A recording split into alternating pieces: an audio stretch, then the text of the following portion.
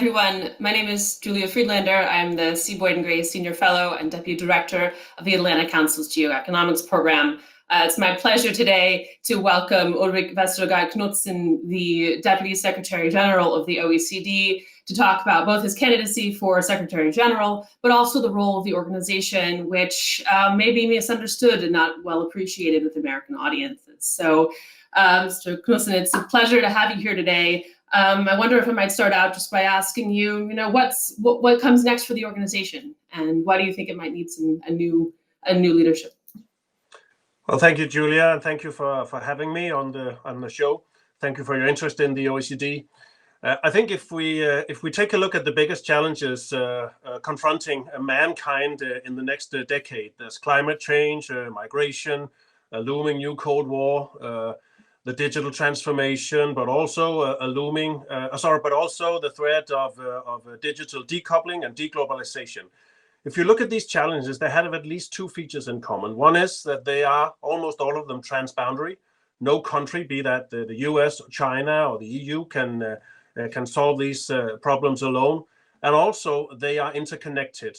They depend on each other, and the solutions will also be interdependent. It means that we have perhaps a greater need for international cooperation than ever before. I say that as a multilateralist, but you don't have to be a multilateralist by heart to realize that. Objectively, these are challenges that cannot be solved without international cooperation. That is why the OECD, as one of the pillars of multilateral cooperation, is so important, and that's also why the future leadership of the OECD is so important. Thank you for that. And maybe if I could talk a little bit more about your own background. I mean, you have, before joining the OECD, you were in multiple senior positions within the Danish government, Sherpa, Secretary of State, serving multiple prime ministers.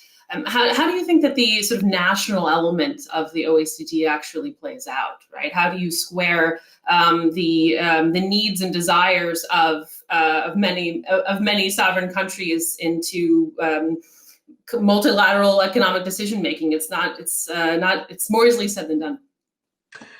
Well, I think what is unique about the OECD, if you compare it to some of the other international organizations, is actually our soft law approach.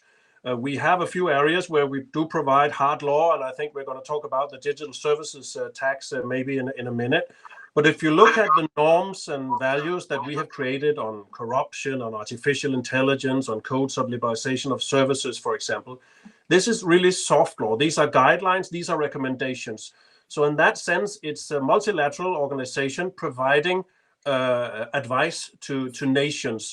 So I actually think that is quite a good fit between the national approach and the multilateral approach. And maybe that is why the OECD in the future can solve some of the challenges internationally that seems to have been met with deadlock in some of the other international organizations. At least that is my hope, and I think we've shown in the past we can do that. But you're right, the OECD is not only about international cooperation, it's also about providing best practices, advice, recommendations to individual member states, and actually also non-members. Yeah, and I think, as you mentioned, so many of the issues that the international economic issues that we're facing today really are just sort of collective action problems in many ways, right? And you mentioned, I know you're very forthright in discussing climate finance and issues of digital transformation. Perhaps I could ask you to go into a little bit of your positions on that, and then also to talk about digital services tax, because as we know, that it's one of the big firing points transatlantically right now, which I myself would like to optimistically, as a former Treasury Department employee, see a solution to.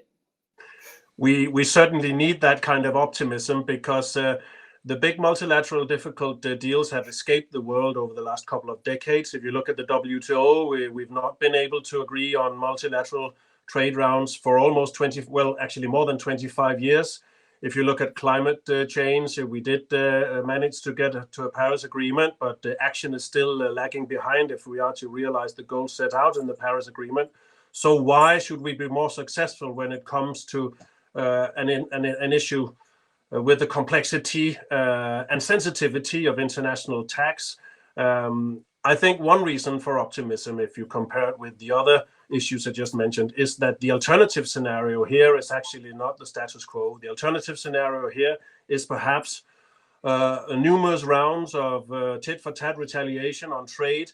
And this whole nexus really between tech and trade and tax, I think is going to be hugely important over the next decade. I think there is scope for some sort of grand bargain between democratic market economies. The OECD could be the venue for that, but it'll take a lot of willingness to compromise on both sides of the Atlantic. The US will have to accept that we need some sort of uniform international tax in order to get transparency and unity, and Europe will have to accept not to go it alone, but to find some sort of compromise. I think in the end, that will also, for businesses and for companies, create the kind of level playing field and the kind of transparency in the long run that will be beneficial to all. If we don't get it, companies will have to negotiate perhaps 150 different tax regimes, while at the same time trying to navigate an environment of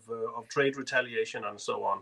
I think, with the growing realization that there is at least a competitive threat, if not more, from China, with the leadership changes on both sides of the Atlantic, now is really the time for transatlantic unity in this nexus really between tech, trade, and tax.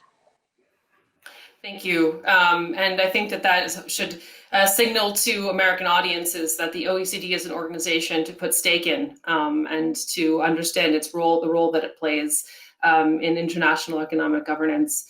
Ulrik, thank you so much for joining me today. Wish you best of luck in your candidacy, and have a good afternoon. Thank you. It was my pleasure.